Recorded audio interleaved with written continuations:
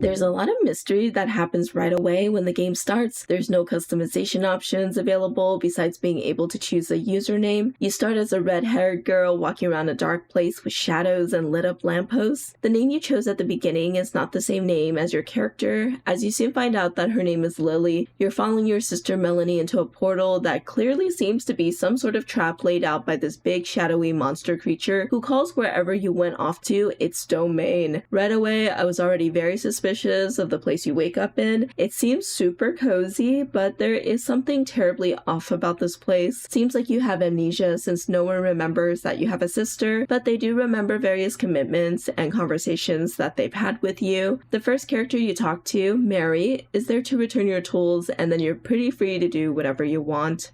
The tutorial in the game comes in the form of text that tells you which key is bind to which action while you're coming downstairs. The game doesn't hold your hand in teaching you how to farm beyond a couple lines of text from Mary. During the first 10 minutes, I was able to plant my first crops. I really like how quick the actions are. Tilling, sowing, watering doesn't take up too much time, and I like that the area grid is not a single tile in front of you. You can also see the adjacent tiles that you're able to target as well. After managing my farm, I wandered around town, admiring the isometric art style and how the town is laid out. I got my fishing rod pretty fast once I talked to the fish market NPC. I think this is probably the quickest I've ever gotten one, since NPCs usually do not give them out to strangers in the first 10 minutes. The fishing minigame is pretty straightforward in the sense where you have to keep the fish inside of a small area to fill up the meter so that you can catch it. If the fish spends too much time outside of the area, then it will escape. I was able to catch some fish, so I was happy that the minigame wasn't too difficult. I also appreciate that you can toggle on and off the fishing minigame in the settings menu, because I eventually did toggle this off. Pretty quickly, I learned that having low stamina will slow down my character's running speed, so it became very important to forage mushrooms in order to keep my stamina above the threshold for the debuff. I was able to do quite a bit in the first 10 minutes, and I was very excited to see what would happen next. The mysterious circumstances surrounding Lily's entrance into this town, and the fact that she doesn't remember anything and no one remembers her sister is extra weird to me, so I was really invested to find out the truth of this town.